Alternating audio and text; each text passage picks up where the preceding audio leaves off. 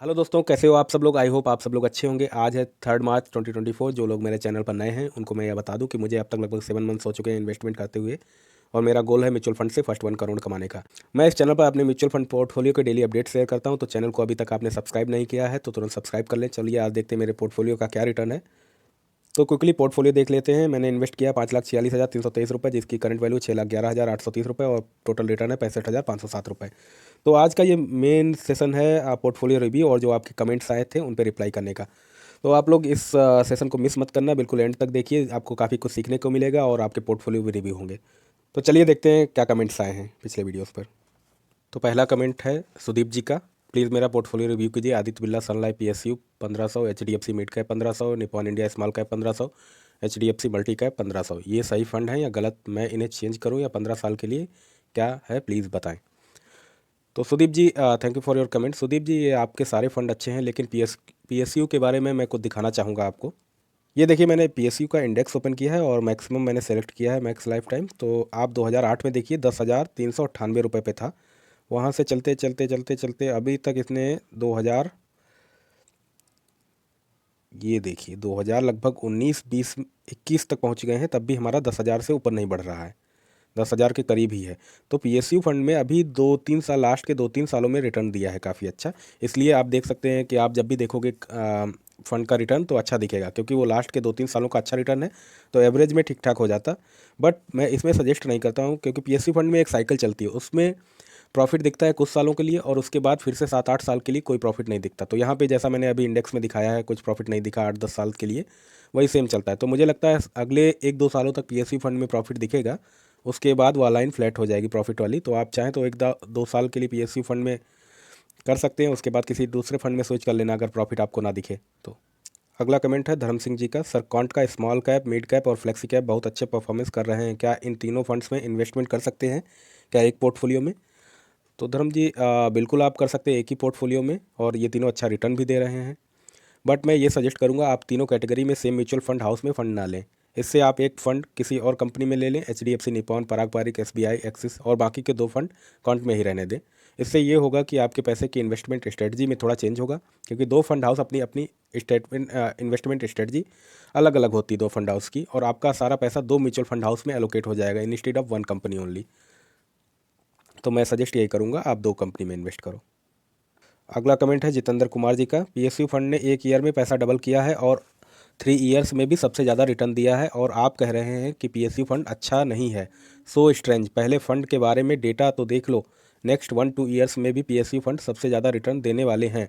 People might believe you but I think you have to learn a lot first. So Jitendra ji, thank you for your comment. But मैं आपको यहाँ पर कुछ बताना चाहूँगा, जैसा कि मैंने ऊपर सुदीप जी को एक्सप्लेन किया है कि PSU फंड की साइकिल होती है। कुछ सालों के लिए अच्छा रिटर्न देंगे, फिर काफ़ी सालों के लिए कोई रिटर्न नहीं, बिल्कुल फ्लैट लाइन होगी प्रॉफिट की। PSU फंड के बारे में मेरे यही व्यूज़ हैं, हो सकता है आप डिफरेंट सोचते हो। अगर आप PSU फंड के रिटर्न का जो ग्राफ है उसके बारे में ज़्यादा स्टडी करेंगे और रीजन को पता करने की कोशिश करेंगे कि क्यों यह प्रॉफिट दिख रहा है लास्ट के 2-3 सालों में, प्रॉफिट का एक बड़ा रीजन है गवर्नमेंट का डिसइन्वेस्टमेंट पॉलिसी इन PSU।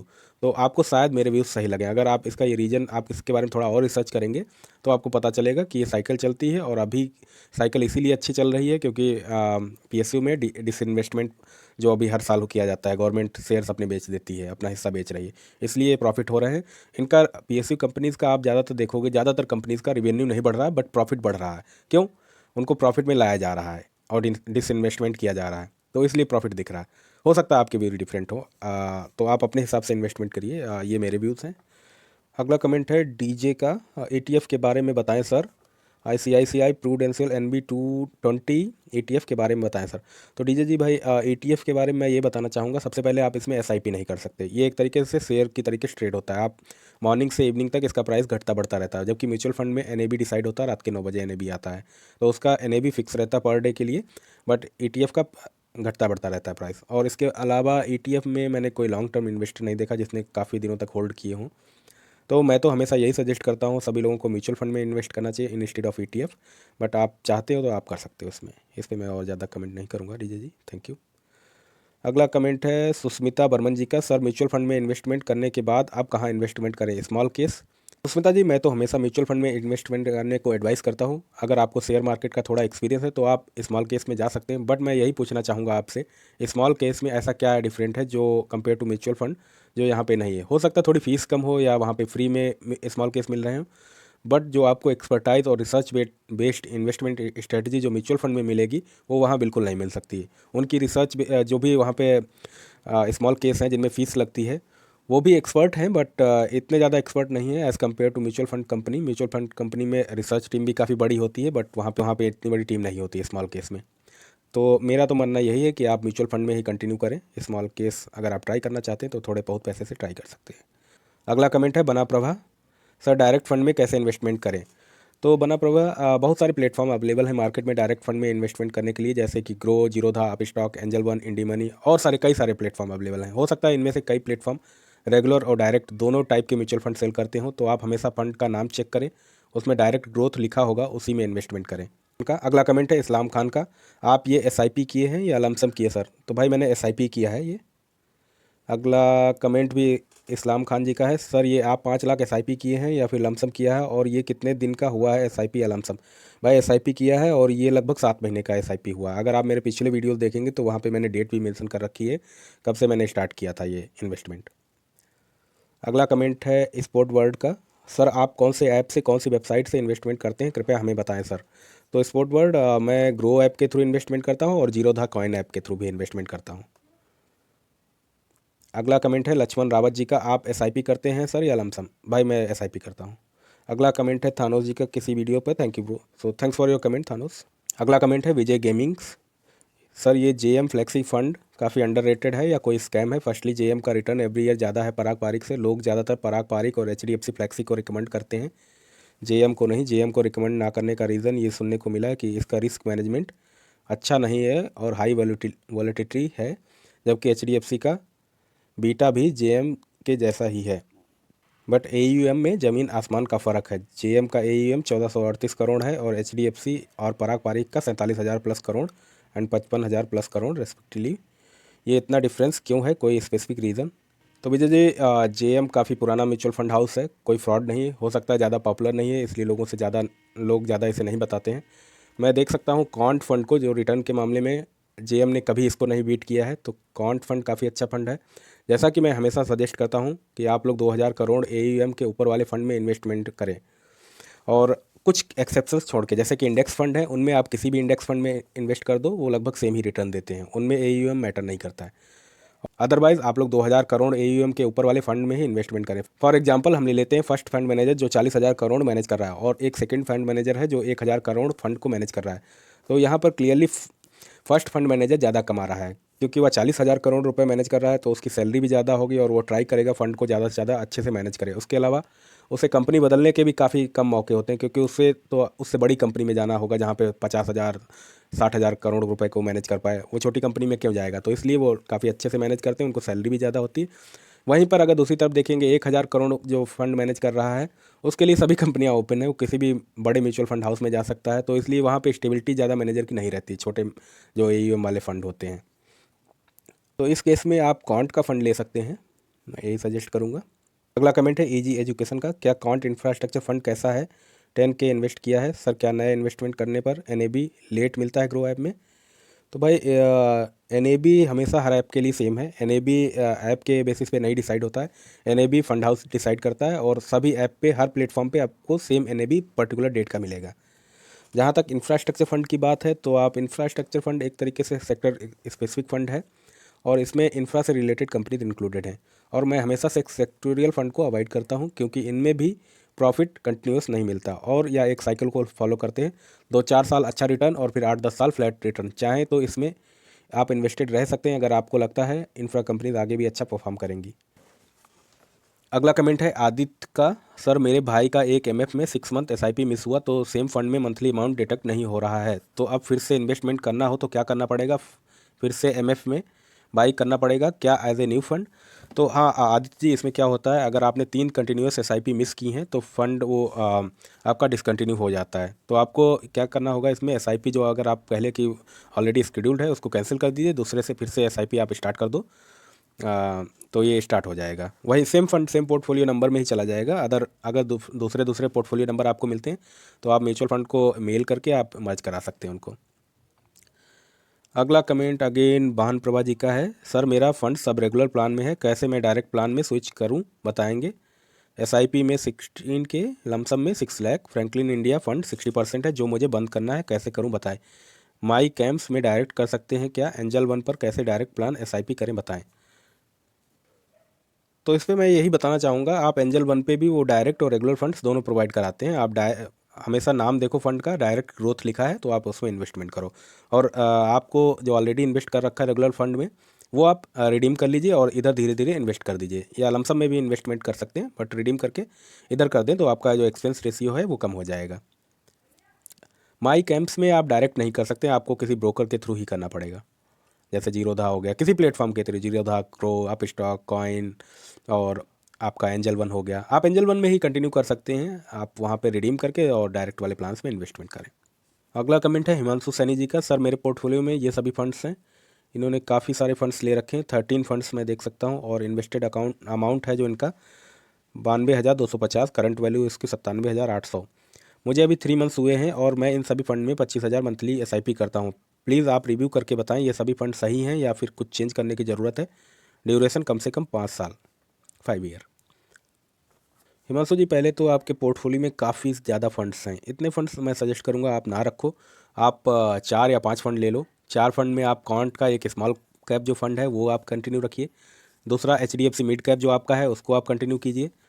तीसरा fund UTI Nifty 50 index fund direct growth वो ले सकते हैं। और चौथा है Parag Parikh flexi cap fund direct growth. तो इन 4 में लगभग आप कीजिए, और ज़्यादा जो आपके एक्स्ट्रा हैं उनको क्लोज कर दीजिए। आप चाहो तो स्मॉल कैप में 2 ले सकते हो, निपॉन इंडिया है आपके पास, कॉन्ट है तो 2 आप ले लो, कोई दिक्कत नहीं है। तो ऐसे ही बस इतने रखिए, ज़्यादा फंड मत रखिए आप। सर अगला कमेंट है AK रिफ्ट का, sir I start my investment journey 2024, my age 29 years, please review my portfolio. Parag Parikh flexi cap, Axis small cap, HDFC small cap.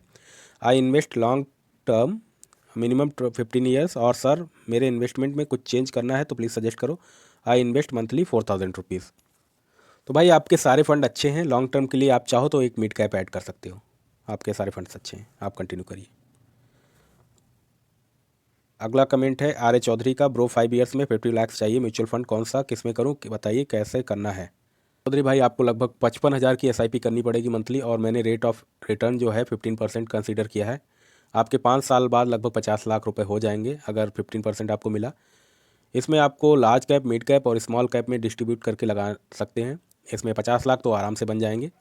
और जो फंड्स हैं वो हैं फंड पराग पारिक फ्लेक्सी ले लीजिए आप, कॉन्ट स्मॉल कैप फंड ले लीजिए, HDFC mid cap opportunity fund ले लीजिए, और चाहे तो आप एक इंडेक्स फंड भी ले सकते हैं कोई, निफ्टी 50 का।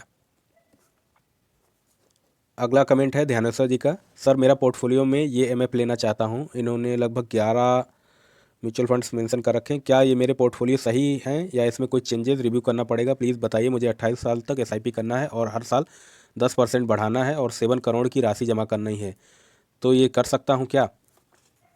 तो ध्यानेश्वर जी, मैं देख सकता हूँ आप लगभग 12,000 से SIP स्टार्ट कर रहे हो और 10% आप शायद स्टेप अप करेंगे 28 साल के लिए। तो 28 साल में आपका जो इन्वेस्टमेंट होगा 1,93,00,000 रुपए इन्वेस्टमेंट हो जाएगा। और अगर मैं रेट ऑफ रिटर्न 15% लेता हूँ तो आपकी टोटल वैल्यू हो जाएगी 13 करोड़। अगर मैं 11% भी रेट ऑफ रिटर्न लेता हूँ तो भी आपकी 7 करोड़ वैल्यू जो आप गोल कर रहे हैं 7 करोड़ का, वो अचीव हो जाएगा 28 साल में। तो इसके लिए आप इतने फंड मत लो, इसके लिए आप 4-5 फंड ज़्यादा से ज़्यादा लो। जैसे कि आप कॉन्ट स्मॉल कैप फंड ले सकते हैं, Parag Parikh flexi cap, HDFC mid cap, और निफ्टी 50 का कोई इंडेक्स फंड ले लें। चाहे तो एक फ़ंड और बढ़ा सकते हैं, कोई 4 से 5 ही फ़ंड रखिए तो ज़्यादा बेटर रहेगा। बट आपका जो गोल है 28 साल के बाद 7 करोड़, ये अचीव कर सकते हैं आप। अगला कमेंट है जनक सिंह जी का, सर मेरा पोर्टफोलियो देख के लास्ट 3 मंथ से पराग पारिक फ्लेक्सी में 3,000 per month, SIP HDFC mid cap में 2,000, UTI निफ्टी 50 में 1,000 पर मंथ, टारगेट 10 साल है, रिस्क कम लेना चाहता हूँ। तो जनक जी, आपका जो पोर्टफोलियो है और उसमें जो फंड्स हैं बिल्कुल सही हैं, आपको कोई चेंज की ज़रूरत नहीं, आप इसी को कंटिन्यू रखिए। अगला कमेंट है नविद ब्लॉक का, भाई इन्वेस्टमेंट करना है म्यूचुअल फंड या इंडेक्स फंड करूं, कुछ समझ नहीं आ रहा है। तो अगर नविद जी आपको रिस्क कम लेना है तो आप इंडेक्स फंड में कीजिए, निफ्टी 50 में कर दीजिए।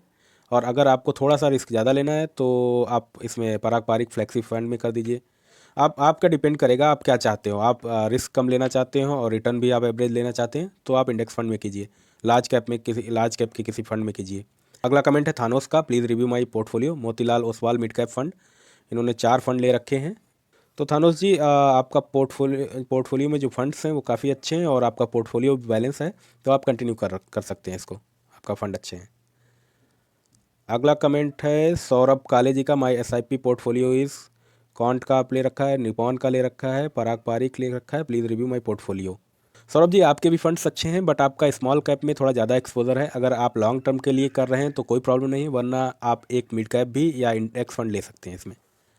अगला कमेंट है एजाज मेहदी जी का, my age is 31, last one year portfolio please review. SBI small cap, PGIM India mid cap, Bandhan Nifty 50 index, Parag Parikh flexi cap fund, 10 year plan please review. Ejaz ji आपके फंड्स अच्छे हैं और पोर्टफोलियो भी बैलेंस है। अगर आप चाहो तो पीजीआईएम की जगह कॉन्ट का मिड कैप ले सकते हो। अगला कमेंट है मिक्कू वाईटी का, review my portfolio. Can't small है, एचडीएफसी फ्लेक्सी है, निपॉन स्मॉल है, पराग पारिक है। मिक्कू वाईटी आपके सारे फंड्स अच्छे हैं लॉन्ग टर्म के लिए, आप कंटिन्यू रखिए इनको। अगला कमेंट है लेवी जी का, सर हाई एयूम वाले एमएफ में इन्वेस्टमेंट करना सही है या नहीं, लाइक पराग पारिक फ्लेक्सी। हाँ, मैंने ऊपर भी जैसे एग्जांपल देके बताया, आप बिल्कुल बहुत अच्छा है, आप हाई एयूम वाले म्यूचुअल फंड में इन्वेस्ट करें तो आप बिल्कुल कर सकते हैं। अगला कमेंट है STOIC Banda, Nippon small cap perform नहीं कर रहा है, सोच रहा है एक्सिस स्मॉल कैप में ले लूँ या PSU फंड में। तो स्टोइक बांदा, ये क्या होता है, हर फंड हाउस की इन्वेस्टमेंट स्ट्रेटजी डिफरेंट डिफरेंट होती है। हो सकता है वो 5-6 महीने परफॉर्म ना करे, बट एंड द एंड जब जैसे ही आपने रिडीम किया हो सकता है वो परफॉर्म करना स्टार्ट कर दे। आप रिडीम करके एक्सिस में जाएंगे, एक्सिस अब उसकी स्ट्रेटजी के अकॉर्डिंग हो सकता है वो परफॉर्म अच्छा ना करे, तो आप वहाँ पे भी चले जाओगे, वहाँ पे भी अच्छा रिटर्न नहीं मिलेगा, इधर का भी रिटर्न छूट जाएगा। तो आप इन्वेस्टेड रहिए इसी में, मैं यही सजेस्ट करूंगा, निपॉल स्मॉल कैप को कंटिन्यू कीजिए और आप मत सोचिए एक्सिस स्मॉल कैप या PSU फंड का ऑलरेडी मैंने इस वीडियो के स्टार्टिंग में बता दिया है, आप उसको सुन सकते हैं। अगला कमेंट है डीजे कार्तिक का, review my portfolio. HDFC dividend yield fund 35K lumpsum, SBI Magnum mid cap 1K SIP, Canara Robeco small cap 1K, Mahindra Manulife small के 1K, Nippon India small cap 3K, Nippon India small cap 250 index 90K lumpsum. तो DJ Kartik, आप ये dividend जो yield वाला fund है इसकी जगह एक डायरेक्ट ग्रोथ आप ले सकते हैं इसी का। उसके अलावा आपके फंड्स अच्छे हैं लेकिन आपने मोस्टली स्मॉल कैप में इन्वेस्टमेंट किया है, और इसके लिए आप मिड कैप या फ्लेक्सी कैप फंड ले लें, कोई स्मॉल कैप में SIP बंद करके, लॉन्ग टर्म के लिए अच्छा है। अगला कमेंट है सोनू कुमार जी का, please review my portfolio. Nippon fund है और कॉन्ट है, Parag Pareek, can't small cap है, कॉन्ट मिड कैप, 10 साल इनको टाइम इन्वेस्टमेंट करना है, 10 साल के लिए। तो सोनू जी 10 साल के लिए फंड्स आपके अच्छे हैं, कोई प्रॉब्लम नहीं है, आप कंटिन्यू कर सकते हैं इनको। अगला कमेंट है मोटिवेशन यूके का, भाई मेरा नाम राहुल है, 3,000 निपॉन इंडिया लार्ज कैप में, 4,000 पराग पारिक में, 3,000 मोतीलाल ओसवाल मिड कैप में, 2,000 कॉन्ट small cap, 2,000 Aditya Birla sun life PSU equity में, प्लीज़ रिव्यू माई पोर्टफोलियो। भाई आपके फंड्स तो अच्छे हैं लेकिन ये PSU फंड है आपके पोर्टफोलियो में, जैसा कि मैंने इस वीडियो के स्टार्टिंग में PSU फंड के बारे में बताया, उस पर आपको डिसीजन लेना होगा कि कंटिन्यू करना है या नहीं। अभी 1-2 साल के लिए आप कंटिन्यू कर सकते हैं और जब आपको लगे कि रिटर्न अच्छा नहीं मिल रहा है तो आप यही SIP किसी दूसरे फंड में ऐड कर देना। बाकी अभी के लिए आपके फंड अच्छे हैं। अगला कमेंट है केशवानंद सिंह जी का, एक्सिस ब्लू चिप फंड 2,000, मेरा एसेट में emerging blue chip 7,500, Parag Parikh flexi 20,000, HDFC index Sensex fund 15,000, Axis small cap fund 10,000, Invesco India contra fund 1,500, planning to increase SIP 15,000 in मेरा asset emerging blue chip, if possible could you please review and suggest time horizon 10 years target 2.5 crore, should I exit from Axis blue chip fund, I am investing in it since 2019। Keshavanand जी, आप axis blue chip fund को बंद कर सकते हैं, इसकी जगह आप small cap में कोई फंड ले सकते हैं। आप 57,000 के अराउंड में इन्वेस्टमेंट करते हैं अभी, मैं जैसा कि देख सकता हूँ। अगर आप यही 57,000 पर मंथ इन्वेस्टमेंट करते हैं 10 साल के लिए तो 22% रिटर्न चाहिए, तभी आपका ये जो गोल है 2.5 करोड़ का बनेगा। 22% पर ईयर इंटरेस्ट आपको मिलना चाहिए, रिटर्न उस पर मिलना चाहिए आपके इन्वेस्टमेंट पे, अदरवाइज़ ये 2.5 करोड़ आपका नहीं बनेगा। ढाई इसके लिए तो अगर आप 2.5 करोड़ ईजिली अचीव करना चाहते हैं तो आप थोड़ा स्मॉल कैप में इन्वेस्टमेंट बढ़ाना होगा, तब ये 2.5 करोड़ ईजिली आप अचीव कर पाएंगे। अगला कमेंट है मिक्कू वाईटी का, हेलो सर, मैं अभी 19 साल को हूँ, मैं नेक्स्ट 15 से 20 साल के लिए इन्वेस्टमेंट करना चाहता हूँ 1 करोड़ के लिए, review my portfolio. I think already मैंने रिव्यू कर दिया आपका पोर्टफोलियो और आपने लिखा है ये सारे फंड सही है ना 20 साल के लिए। तो जैसा कि मैंने रिव्यू किया, ये फंड आपके अच्छे हैं, नेक्स्ट 20 ईयर्स के लिए आप कंटिन्यू कर सकते हैं। अगर हो सके तो आप थोड़ा SIP और बढ़ा दें तो 1 करोड़ आसानी से अचीव हो जाएगा आपका गोल। 20 साल में। अगला कमेंट है नेचर लवर का, bro please review my portfolio. इन्होंने ले रखे हैं fund Motilal Oswal large and mid cap fund, Parag Parikh flexi fund और Nippon India small cap fund, Tata small cap fund, Tata digital India fund, Quant infrastructure fund. और इन्होंने इनके एसआईपी लिख रखी है कितनी कितनी है। तो नेचर लवर आपके फंड्स सारे अच्छे हैं, लेकिन इंफ्रा फंड और Tata digital fund sectoral fund हैं। और जहाँ तक बात है डिजिटल फंड, वो आप कैरी ऑन कर सकते हैं, क्योंकि मुझे लगता है आगे 10-15 साल आईटी अभी इंडिया में बूम करेगा। और अगर मैं आपकी जगह होता तो इंफ्रा फंड नहीं लेता। आप चाहो तो टाटा और इंफ्रा फंड क्लोज करके उसकी जगह पे आप कॉन्ट स्मॉल कैप फंड में 3,000 इन्वेस्टमेंट कर सकते हैं। तो आपका पोर्टफोलियो वैसे अच्छा है। इसके अलावा जो जो मैंने कमेंट्स किए हैं वो आप कर सकते हैं। अगला कमेंट है राव ऋतिक यादव जी का, review my portfolio. Nippon small cap इन्होंने ले रखा 3,000 SIP, Aditya Birla PSU fund, UTI Nifty 200 movement 4K SIP, Motilal Oswal mid cap 3,000 SIP, can't mid cap fund, Tata small cap, SBI Contra fund, SBI magnum mid cap, can't small cap, total 30K monthly SIP. अभी 10 year के लिए और उसके बाद भी continue कर सकता हूँ। तो ऋतिक जी आपके पोर्टफोलियो में फ़ंड्स तो अच्छे हैं, लेकिन फ़ंड्स काफ़ी ज़्यादा हैं। आप स्मॉल कैप में सिर्फ 2 फंड ले लो। आपने काफ़ी स्मॉल कैप में भी ले रखे हैं, 2 टाटा क्लोज कर सकते हैं आप, और जो कॉन्ट आपने ले रखा है और निपॉन ले रखा है, इनको आप कंटिन्यू कर सकते हैं। जो टाटा वाला पैसा है वो इन दोनों में डिस्ट्रीब्यूट कर दें, लगा दें। बाकी का पीएसयू फंड दो जो 1-2 साल के लिए कंटिन्यू कर सकते हैं, उसके बाद अगर आपको प्रॉफिट उसमें ना दिखे ज़्यादा तो आप किसी दूसरे फंड में स्विच करके वो पैसा वहाँ लगा सकते हैं। मिड कैप में भी आप वही कर सकते हैं, एक कोई फंड क्लोज कर सकते हैं और 2 फंड में आप कंटिन्यू कर सकते हैं। तो बाकी आपका पोर्टफोलियो अच्छा है, कोई दिक्कत नहीं है। तो दोस्तों आप लोगों को मैं ये बता दूं कि ये मेरे व्यूज़ हैं। आपके कमेंट्स या पोर्टफोलियो पर आप कोई भी इन्वेस्टमेंट करने से पहले अपने फाइनेंशियल एडवाइज़र से ज़रूर राय लें, उसके बाद ही इन्वेस्टमेंट करें। आप लोगों का इस चैनल पर बहुत सपोर्ट और प्यार मिल रहा है, तो ऐसे ही अपना सपोर्ट दिखाते रहिए इस चैनल को। आज के लिए इतना ही। अगर आप चैनल पर नए हो तो चैनल को सब्सक्राइब कर लें, लाइक करें और ज़्यादा से ज़्यादा वीडियो शेयर करें। Thank you, bye bye, take care.